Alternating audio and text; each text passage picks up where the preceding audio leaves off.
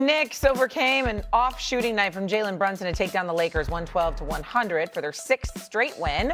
LeBron James, who has historically dominated at the Garden, finished with 22 points in what could have been maybe his final game in New York. Here's LeBron on what playing at MSG has meant to him over the years. Playing at Madison Square Garden meant to you throughout your career? Everything. I mean, it's the mecca of basketball here in New York City. Obviously, it's the Big Apple. You know, being here at MSG, playing here. You know, it's so many guys have walked this court. You know, either from basketball to entertainment to actors and musicians. Everything. Just 1 year ago, after midnight Eastern, I was on the SportsCenter desk on February 2nd. Oh, yeah. The Mavericks traded Luka Doncic to the Lakers. Since the trade, Doncic has averaged 31.4 points per game in the regular season with the Lakers, which is the second most in the NBA, behind only the reigning MVP, Shai Gilgeous-Alexander, and his 8.3 assists per game are also the seventh most. So now we reflect 1 year after the Luka trade. S.A., where do you think the Lakers are now? They're not in a good position because they're average. They're not awful and they're not great. They have a great one in him. LeBron is still great. Austin Reeves has elevated his level of play, but durability has been an issue because he's been injured. And if you remember, at the height of Luka Doncic's success as a Dallas Maverick, he had Jalen Brunson as a sidekick. Then he had Kyrie Irving. And now he wishes he had Austin Reeves because if they're on the court together, they can make big things happen. In the 80 games that he's been a Los Angeles Laker, 51 of them have been with LeBron James. They're 32-19 when they play together. Obviously, they've won 60% of their games when he's on the court, but that doesn't make you better than OKC, Denver, one would argue Houston, Minnesota, and San Antonio. And so you're basically looking at a Los Angeles Lakers team that's good enough for the play-in, potentially good enough for a first-round playoff berth, but going home thereafter. And that's not what you want to hear when it comes to purple and gold. So that's the situation right now. They could trade a first and a second-round pick. Their mid-tier players ain't drawing much interest. We know this. You need your secondary option on the floor, and Austin Reeves, obviously. You don't want to have to depend on the 41-year-old LeBron James to do it for you. He's already doing more than he should have to do, but you don't want to have to depend on that. So all of those things come into play. And then watching against the Knicks, I think it was emblematic of what we've been complaining about with the Los Angeles Lakers. First of all, against the New York Knicks, you shot 12 for 42 from three-point range. I mean, and I'm talking about open threes. And that's how we know it's not coaching. Because we see the Los Angeles Lakers getting open shots. They just don't make them. 12 of 42 from three-point range, and that's normal. And let's not get started with them defensively. Defensive efficiency, 25th. Field goal percentage defense, 27th. Field goal percentage three-point shooting, 26th. Blocks per game, 29th. Contested shots per game, 29th. How the hell are you ranking bottom two in contested shots? That means you're nowhere in the vicinity when people are getting shots. How the hell does that happen? It's a lack of effort, and in some cases a lack of talent. So they're middle of the road, which is a disastrous position for them to be in. And I think that's what the issue is right now. You don't want to be middle of the road. You want to be great or you want to suck.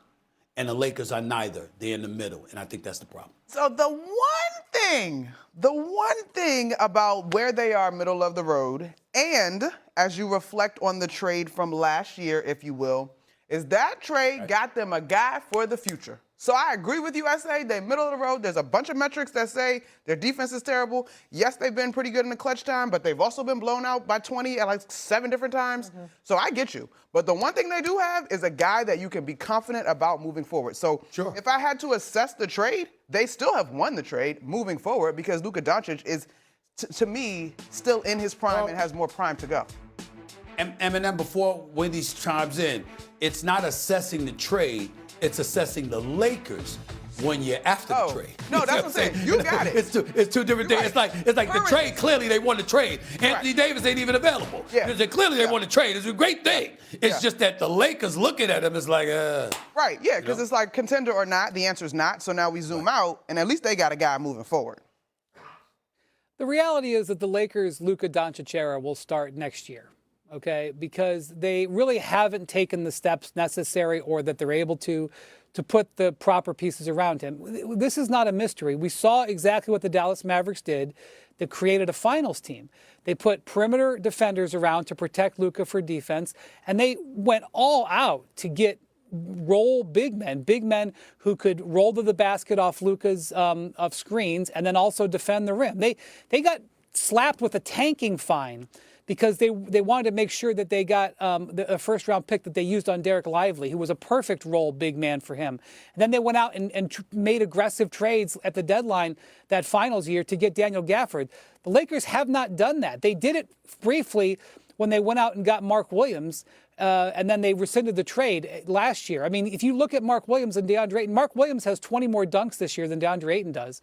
I mean, he's a better role man. So the Lakers are going to have to invest in that lineup around Luka. They haven't invested in the perimeter defenders, and that's because they are paying LeBron James $50 million this year. They're going to have to reallocate their team, and they're in position to do so because this summer they're going to have potentially $100 million in salary cap space, and they're going to go from one first-round pick that they can trade to 3.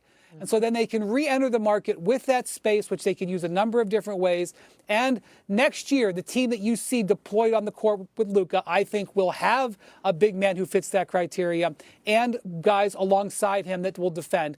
I believe that will include Austin Reeves, not as a defender, but as a shared ball handler. And it could include LeBron James. It's just not going to include him at $50 million if they're going to build around him. So the fact that he extended his contract at age 26 and he's invested in the Lakers long term, that gives them the runway to just do what they can this year and then truly pivot this summer. Okay. Lakers right now 5-5 in their last 10 games, which I guess would be the definition right now of middle of the road, quite literally over the last month or so. Let's go to the team that was on the other side of that trade as we talk about the Lakers. That would be the Mavs. They lost their 30th game of the season on Saturday when they fell to the Rockets 111-107. Some don't like how head coach Jason Kidd is using rookie Cooper Flagg, despite Flagg scoring a team-high 32 points and having 12 assists. Post-game yesterday, Jason Kidd took exception with the criticism. Watch. Coach, you get a lot of national criticism for playing Flagg at point guard. But over the last 2 games, I don't give a about the criticism. Criticism, that's your opinion. You guys write that. That's not that. I've done this. I played this game. I played it at a very high level, and I know what I'm doing. But I don't give what you guys write, because you guys have never played the game. And so I've built players, so I know what I'm doing. Sometimes the quiet beeps sting the most. Essay, your reaction to Jason Kidd? Well, I didn't like the "you haven't played the game" comment because I think that Jason Kidd sometimes can articulate himself more extensively than he chooses to. The brother's a brilliant basketball mind. He's one of the most brilliant point guards to have ever played this game. And by the way, the premise of his argument and stuff like that, I totally agree with him. Because the Jason Kidd that I know, and I've known him for a very long time, the Jason Kidd that I know, when he makes comments like that and he aims it towards the media, it's media members that are not listening to basketball experts. They're making their own assertions and they're coming forward with their own opinions based on what they think they know, as opposed to deferring to those who actually do know it. You see, one of the reasons that I'm incredibly confident in what I have to say about sports, but especially basketball, is because I'm not trying to come to you like I know. I'm coming to you based on what I know, based on what they've told me and what they've taught me, because I'm reporting on it because I know my damn place. I don't give a damn how much I know about basketball. I don't know more than the people who played it. I don't know more than the people who are coaching it. I don't know what they know. And so when you come at them in a fashion that indicates that you know stuff that they don't know about the game, it's very, very insulting to them. And that's what you heard Jason Kidd say. But the flip side to it is that, what about those that get their information from experts like him and others that do know? Like, for example, I can tell you right now, and you maybe I'm putting myself a bit out there or whatever, but Jason Kidd would not say that about me, because he knows that if I said something about him, it's because I'm asking him. and I'm deferring to something that he said and he's done, or what another expert has said, as opposed to thinking that I know more than him. But if you encounter a pundit, a commentator, a reporter, a columnist that thinks that they know what you know and they never played, it is offensive to them. And that's what you're seeing, and that's what you're getting. Cooper Flagg is playing the point guard position, and Cooper Flagg is ascending, in case no one has noticed. Dallas ain't know they're not going anywhere this year. There's no Anthony Davis who's only played 20 games. There's no Kyrie Irving who hasn't played a game at all this year because of his knee injury. They know they're not going anywhere. So their primary objective is to elevate and help the ascension and the growth of Cooper Flagg, the #1 overall pick, who is a package. This brother is special and getting more and more special every day. His head coach is one of the greatest point guards in the history of the game. So for somebody to question his use of Cooper Flagg at the point guard position, I think we all can understand how incredibly insulting that could be to somebody with the stature, the credentials, and the acumen on of the game of basketball as a Jason Kidd. That's what you got. That's what you were seeing. I just wish he had been more elaborative, like you need to ask us, those of us who know, instead of stop acting like, I'm not accusing a reporter of doing anything.